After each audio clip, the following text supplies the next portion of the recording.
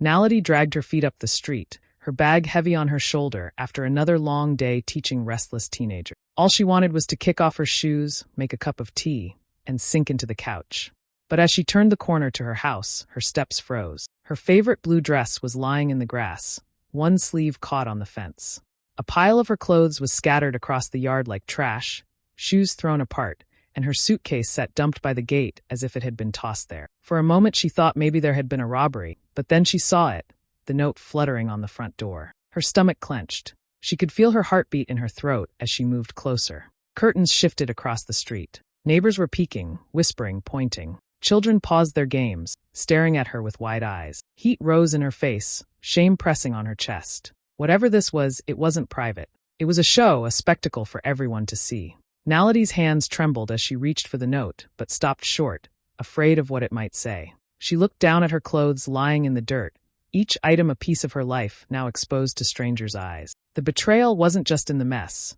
It was in the way it had been staged, as if someone wanted to make sure she was humiliated. For the first time, fear and disbelief tangled together inside her, and she knew life had just shifted in a way she could never undo. Naledi finally gathered the courage to pull the note from the door. Her hands shook so badly she almost tore the paper. She recognized the handwriting instantly, Sipho's, neat and sharp, the same handwriting that had written her love letters years ago, the same one that used to scribble grocery lists on the fridge. Her eyes scanned the short message, and for a moment she thought she had read it wrong. But no, it was clear, each word pressed deep into the paper. Don't come back. You're not wanted here. Her knees almost gave in. She leaned against the door for support, the world tilting around her. How could Sipho write this? Just that morning, he had kissed her cheek before work, asked if she wanted him to pick up bread on his way home. He had looked at her the same way he always did, as if everything was normal. Not a single sign of what was waiting for her now. The words on the paper cut deeper than any scream could. They weren't angry words thrown in the heat of a fight. They were cold, deliberate, final. Naledi pressed the note to her chest, her mind racing. Why? What had changed between sunrise and sunset? Was there something she had missed? Some clue in his voice, in his eyes, in the way he touched her that morning? Her memories of their life together came rushing back. The laughter in their first tiny apartment, the nights spent dreaming about the future, the struggles they had promised to face together. How had that love turned into this cruelty? Her heart pounded so loudly it drowned out the whispers of the neighbors still watching her. She thought of how Sipho used to tell her she was his partner, his safe place, the one person he could never hurt. Yet here she stood, her clothes in the dirt, a suitcase at the gate, and a note that erased her from the life they built. Tears blurred her vision, but beneath the pain was a sharp disbelief. This couldn't be happening. Surely there had to be some mistake, some explanation that made sense. People didn't just wake up and throw their wife out like unwanted trash. Something about it felt planned, cruel in a way that was almost staged. Naledi clutched the note tighter, as if squeezing it could force it to reveal the truth behind those words. But all it gave her was silence, and that silence hurt more than the insult itself. It wasn't only the rejection that broke her, it was the way he had chosen to do it, not face to face, not even with a conversation, but with a piece of paper pinned to the door like a warning sign. The humiliation pressed down on her, but behind it grew a gnawing question she couldn't push away. What was Sipho hiding that made him so desperate to get rid of her this way? Naledi bent down to pick up her clothes from the grass, her hands moving slowly, as if her body was heavy with shame. Each blouse, each skirt, felt like proof of her humiliation. The dust clung to her fingers, and she tried shaking it off, but the feeling only grew stronger inside her. As she folded one dress and placed it back into the suitcase, she heard the voices. From across the road, Mrs. Makona whispered loudly enough for others to hear. Yo, can you believe it? Sipho just threw her out like that. Another voice responded. I always thought they looked too perfect. Now we see the truth. Some neighbors sounded sorry for her, but others seemed to enjoy the drama, leaning out of their windows, pretending not to stare. Naledi's cheeks burned. She wanted to scream, to tell them to stop looking, to stop feeding on her pain like it was a neighborhood soap opera. But all she could do was keep gathering her things, swallowing her tears, pretending she didn't hear. The more she picked up, the heavier her chest felt. She could sense pity in some eyes and judgment in others. Children giggled as they pointed at her shoes lying in the gutter, and the sound pierced her like knives. Her dignity felt stripped away piece by piece, scattered across the pavement along with her belongings. Then, through the haze of whispers, a familiar voice called softly, Naledi. She turned and saw Thandai, her childhood friend, hurrying across the street. Thandai didn't hesitate. She bent down immediately, helping Naledi gather the scattered clothes. Unlike the others, she didn't look at her with pity, only concern. Don't worry about them, she whispered, glancing at the neighbors. They'll talk today, and tomorrow they'll move on. Let's just get your things. Naledi wanted to thank her, but her throat felt tight, words caught in the storm of her emotions. They packed in silence for a while, folding clothes into the suitcase, picking up shoes, chasing after a scarf that the wind carried away. Just when Naledi thought she couldn't feel any worse, Thandai leaned closer and lowered her voice. Letty, there's something I need to tell you, she said cautiously. I didn't know if I should, but I've seen another woman around here. A few times. When you were at work. Naledi froze, a shirt still in her hands. She stared at Thandai, her mind spinning. What do you mean? What woman? Thandai glanced nervously toward the house, then back at her. I don't know her name, but she's been here more than once. I thought maybe it was a cousin or a family friend, but the way she came and went, it didn't feel right. Naledi's breath caught. Shock mixed with the humiliation already burning inside her. The note, the clothes, the public disgrace.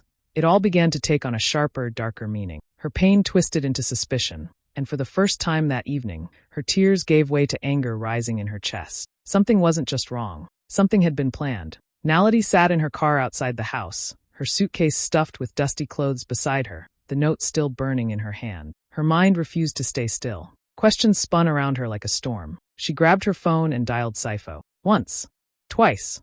3 times. Each time, the call went unanswered. By the 4th try, it went straight to voicemail. Her heart sank. He wasn't going to pick up. He didn't even care enough to explain. She wiped her tears and started the car, driving straight to his workplace. Maybe she could corner him there, make him face her. When she walked in, the receptionist looked at her with polite surprise. I'm sorry, Mrs. Dlamini, she said carefully. Sipho isn't here. He took some personal time. The words hit Naledi like a slap. Personal time? On the same day he threw her out? Her chest tightened. She wanted to scream at the receptionist, demand answers, but she knew it wasn't her fault. All she could do was turn and walk out, her shoes heavy on the tiled floor, her heart heavier still. Back in her car, Naledi opened her phone again, scrolling through social media like a detective searching for clues. She didn't even know what she was looking for until it appeared. A photo, tagged by a friend of a friend. Sipho, sitting at a restaurant she recognized in Santon. And beside him, a woman she had never seen before. She was beautiful, with sharp features and a wide smile, leaning close to Sipho as if they shared a secret. In the picture, Sipho wasn't just smiling, he was laughing, his whole face lit up in a way Naledi hadn't seen in months. Her chest burned as she zoomed in on the image. The caption read, Spotted Sipho and Keabetswe looking cozy tonight eyes. Keabetswe. The name felt like poison on her tongue. Naledi's hands shook as she stared at the photo. Suddenly, Thandai's warning about another woman made sense. This wasn't random. This wasn't sudden. Sipho hadn't lost his mind in a single day. He had been planning this. The note on the door, the clothes in the yard, the public humiliation. It was all deliberate, all meant to break her down while he walked away into someone else's arms. Her tears came hot and fast, dripping onto her phone screen. She wiped them furiously, anger rising through the heartbreak. All the mornings she woke early to pack his lunch, the nights she stayed up waiting for him, the love she poured into their marriage. It had all been thrown aside for this woman, this stranger. Naledi felt something inside her shift. The betrayal was sharp, but sharper still was the realization that she had been played, humiliated on purpose. For the first time since she'd seen her clothes scattered in the yard, Naledi's sadness began to harden. Her heart was still broken, but beneath the pain was a growing fire. Sipho thought he had silenced her with one cruel note. He didn't know he had just awakened a side of her that would not stay quiet. Naledi drove with no real plan, the road stretching endlessly ahead of her. Her eyes were swollen from crying, but she kept going, gripping the steering wheel as if it was the only thing holding her together. The city lights faded behind her, replaced by long fields and quiet roads. By the time she reached her grandmother's village outside Pretoria, the night air was cool, carrying the smell of wood smoke. She parked outside the familiar house, the place that had always felt like a safe harbor when life grew too heavy. Mama Zola was sitting on the veranda, wrapped in her shawl, as though she had been waiting. Naledi didn't need to say anything. The moment her grandmother saw her face, she opened her arms. Naledi collapsed into them, sobbing like a child. The older woman held her, her hands steady and warm, whispering soft words in their home language, words that felt like a balm on open wounds. When Naledi could finally breathe again, she told the whole story. About the clothes scattered in the yard, the cruel note, the neighbors watching, and the picture of Sipho with Keabetswe. Her voice cracked, but she forced every detail out, as if saying it aloud would make it real. Mama Zola listened without interrupting, her face calm, her eyes sharp. When Naledi finished, she sat in silence for a while, rocking gently as if weighing her words. Finally, she spoke. Child, betrayal is cruel, but silence gives it power. If you keep this hurt locked inside, it will eat at you. You must confront him, but on your own terms, not his. Naledi wiped her face and looked at her grandmother. But how? He threw me out like I'm nothing. He's already moved on. Mama Zola shook her head. No one can decide your worth for you. Not Sipho, not any other woman. I know this pain. Your grandfather once shamed me too. He thought he could silence me, but I found my voice. I stood before him and his family, and I told the truth. They tried to turn away, but truth has a way of burning through lies. Her eyes softened. I did not stay broken, and neither will you. The words settled deep in Naledi's chest. For the first time since everything fell apart, she felt a small spark of strength pushing against the darkness. She pictured her grandmother standing tall in her own storm years ago, and she realized she had that same strength inside her. The night grew colder, but Naledi felt steadier. Her sorrow didn't vanish, but it shifted into something sharper, resolve. Sipho had tried to humiliate her, to strip away her dignity, but he had underestimated. She wasn't finished. She would confront him, not as a broken wife begging for answers, but as a woman ready to reclaim her power. And this time, she would not be silent. Naledi returned from her grandmother's house with her head clearer than it had been in days. The pain was still there, but it no longer drowned her. She was done crying alone. If Sipho thought she would disappear quietly, he didn't know her at all. She remembered Mama Zola's words. Betrayal is cruel, but silence gives it power. She would not stay silent. The first person she called was Thandai. Her childhood friend came over without hesitation, bringing her laptop and that fierce look in her eyes that always meant trouble for anyone who dared hurt Naledi. Together, they sat at the dining table, scrolling through Sipho's bank records, social media, and anything they could access. At first, it felt like a desperate search, but soon the pieces began to fit together like a puzzle. They noticed regular transfers from their joint account, small enough to avoid suspicion, but frequent enough to add up. The money wasn't going toward bills or savings. Instead, it was being sent to a separate account under Sipho's name. With a bit more digging, Thandai helped Naledi trace payments for rent, an apartment in town. Naledi's stomach dropped. Sipho hadn't just betrayed her emotionally. He had built a whole second life with Keabetswe, funded by the money they were supposed to share. They began saving everything, screenshots of the bank statements, messages Sipho had sent with strange excuses, photos from social media of him and Keabetswe together. Thandai even spoke quietly with one of the neighbors who admitted they had seen the woman coming and going for months. Another neighbor confirmed Sipho had once asked him to keep quiet if Naledi ever asked questions. Piece by piece, the truth piled up. At first, every discovery hurt like another stab in the chest, but slowly, Naledi felt something shift. The shock and heartbreak that had once left her paralyzed now fueled her determination. She wasn't powerless anymore. Sipho had wanted to throw her out like garbage, but the evidence in her hands told a different story. He was the one who should be afraid. Late into the night, Naledi and Thandai spread out all the evidence on the table. Receipts, printouts, screenshots, and notes from conversations. It looked almost like a case file, something out of a courtroom drama. Thandai looked at her and said firmly, "You're not the victim here, Not anymore. You've got him cornered." Naledi nodded, her hands no longer trembling as she gathered the papers into a folder. For the first time since Sipho's cruel note, she felt control returning to her life. He thought she would crumble under shame, but instead she was building a weapon, the truth. As she locked the folder away, she whispered to herself, "You wanted to make a spectacle, Sipho. Fine. But this time, it won't be me who's humiliated. It will be you." The day of the family gathering came, and Naledi dressed with care. She wore a simple black dress, neat and dignified, her hair tied back. She didn't want to look like someone broken. She wanted to look like someone in control. In her handbag, the folder of evidence sat like a weapon she was ready to draw when the moment came. Her heart raced, but her grandmother's words echoed in her mind. You must confront him on your own terms.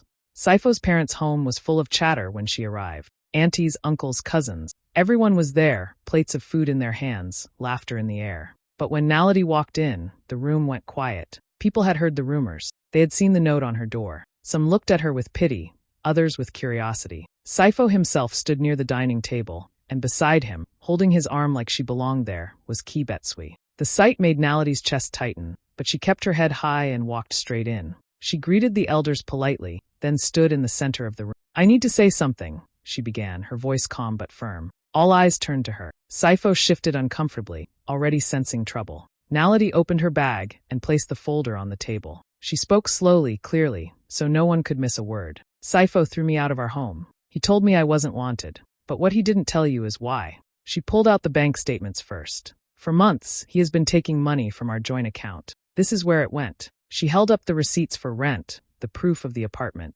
Gasps spread across the room. Sipho's face flushed. Naledi, that's not, he started, but she cut him off with the next set of papers. He has been using that money to keep another place. A place where he lives his second life, with her. Naledi turned her eyes to Keabetswe, who suddenly looked very small, her smile gone, her face pale. Murmurs filled the room. A cousin whispered, "Yo, he did that?" An uncle shook his head in disbelief. Sipho stammered, "This is not the time, Naledi." But his voice cracked under the weight of the evidence laid bare in front of everyone. Naledi didn't raise her voice. She didn't cry. She simply kept unfolding the truth, piece by piece. The screenshots, the photos, the witnesses who had seen Keabetswe at the house while she was at work. Each paper she placed on the table was like another stone added to the pile crushing Sipho's defense. Finally, she looked around the room, her voice steady. "He tried to shame me. He threw my clothes in the yard for the whole street to see. But today you see the real truth. It was never me who dishonored this family. It was him." The silence that followed was heavy, broken only by sharp intakes of breath. Sipho's relatives stared at him, their faces a mixture of disappointment and disgust. Keabetswe slowly let go of his arm, stepping back as if the floor beneath her had cracked. In that moment, Naledi felt the shift. She was no longer the woman humiliated at her own front door. She was the one holding the truth, and everyone in that room knew it. The room was still buzzing from Naledi's first wave of revelations when she reached back into her bag. Sipho tried to regain control, raising his voice. "Enough of this nonsense. You're embarrassing yourself." But Naledi didn't flinch. She pulled out another set of papers, thicker than before, and placed them neatly on the table. "I'm not embarrassing myself," she said evenly. "I'm showing you who you really are." She held up the first document. "I've already spoken to a lawyer. The joint accounts we shared, they are frozen. You won't be moving another cent without me knowing." Sipho's mouth opened, but no words came out. His relatives leaned in, their eyes widening. An aunt muttered, "Frozen?" "Yo, Sipho." Naledi continued, her voice calm but cutting. "Every rand you thought you could secretly pour into that apartment is now being watched. And if you think you can push me out of the home we built, you're mistaken." She laid down the next set of papers, property documents with her name clearly listed as co-owner. "This house you tried to throw me out of with a childish note? It's legally half mine. You can't evict me. You can't lock me out. You can't erase me with a piece of paper pinned to a door." Gasps rippled through the family. Some looked at Sipho in shock, others in disappointment. Keabetswe shifted uncomfortably in her seat, her eyes darting toward the exit like she wanted to vanish. Naledi pressed on. "That note you left, Sipho, the one you thought would humiliate me, it has become proof of your cruelty. Proof of how you treated your wife. You wanted to shame me in front of the neighbors, but now it is you who stands shamed in front of your family." Sipho finally snapped, his voice breaking. "You're twisting things. You don't understand." But his father raised a hand sharply. "Quiet, Sipho. Let her finish." The authority in his father's voice silenced him more effectively than Naledi's evidence had. She looked around the room, her eyes meeting each relative. "I'm not here to beg him back. I'm not here for pity. I'm here to make one thing clear. I will not be destroyed by his lies or his betrayal. He wanted to make me powerless, but instead, he handed me the strength to fight back." The silence that followed was heavier than before. The elders shook their heads. A cousin whispered, "She's stronger than him." Sipho stood there, red-faced, stripped of his excuses, while Keabetswe slowly slid her chair back, ready to disappear. Naledi gathered the papers calmly, sliding them back into her folder. Her dignity was intact, her power undeniable. Sipho had planned a grand humiliation for her, but in front of his own family, it was his mask that had been ripped away. He was left exposed, powerless, and utterly alone. The silence after Naledi's words felt like a heavy curtain drawn across the room. Then, slowly, voices rose, not against her, but against Sipho. His mother was the first. She stood, her voice trembling with anger. "Sipho, how could you treat your wife like this? Throwing her clothes in the yard like a stray animal? Is this the son I raised?" Her words cut deeper than any paper Naledi had laid on the table. An uncle shook his head, muttering, "This is shameful, man. To betray her is one thing, but to disgrace her in public? You have dishonored all of us." Another aunt added sharply, "Do you know how the neighbors are talking? You wanted to humiliate Naledi, but it is our family name you dragged through the dirt." Sipho's face grew redder with every word. He opened his mouth to argue, but the judgment in his family's eyes silenced him. Meanwhile, Keabetswe shifted uncomfortably in her chair. She had come into this gathering expecting to be welcomed, maybe even flaunted as Sipho's new love. But instead, she had become part of his shame. Without saying a word, she slipped out of the room, her heels clicking against the floor, leaving Sipho to face the wreckage alone. For the first time, Naledi allowed herself to look directly at him, Not with pleading eyes, not with pain, but with the steady gaze of someone who had seen the truth. Sipho dropped his head, his voice low, almost desperate. Naledi, please. I made mistakes. I was stupid. Forgive me. We can fix this. Her lips trembled, but not with weakness. Fix this? She repeated softly. You left me a note that said I wasn't wanted. You threw me into the street like garbage. You didn't just betray me, Sipho. You tried to erase me. And for what? To impress her? He took a step closer, his voice breaking. I lost my way. Don't let one mistake destroy everything we built. Naledi shook her head slowly. It wasn't one mistake. It was years of manipulation, of making me feel small, of controlling me without me even noticing. That note you left me, it didn't break me. It freed me. That was the moment I stopped belonging to your lies. It was the turning point. The family murmured in agreement. One cousin whispered, she's right.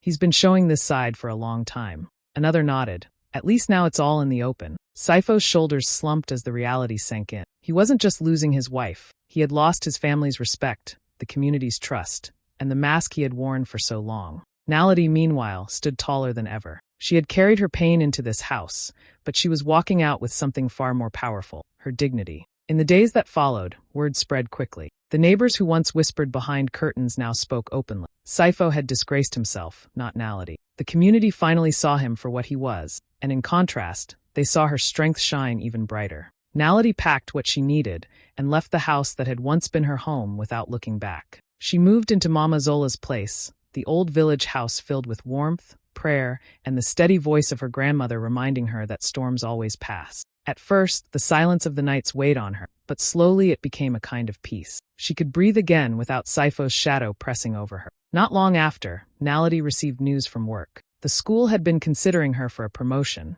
and now the offer was official. For the first time in weeks, she smiled from her heart. She said yes. She also began seeing a therapist in town, sitting in a small office where she could finally untangle the years of quiet pain and manipulation she had endured. Each session helped her see herself more clearly, not as a victim, but as a woman rebuilding. Day by day, Naledi made new plans for her life. She opened her own savings account, set small goals, and even started sketching out a dream she had buried for years, furthering her studies. The betrayal had once felt like the end of everything, but now it was the spark that pushed her to imagine more for herself. The memory of her clothes scattered in the yard no longer burned with shame. Instead, it stood as the moment she stopped living under Sipho's control. What once looked like an ending had become her beginning. When her story spread on social media, people called her brave. But Naledi knew it wasn't bravery, it was survival turned into strength. She was no longer the woman thrown out. She was the woman who walked away stronger, stepping fully into her power.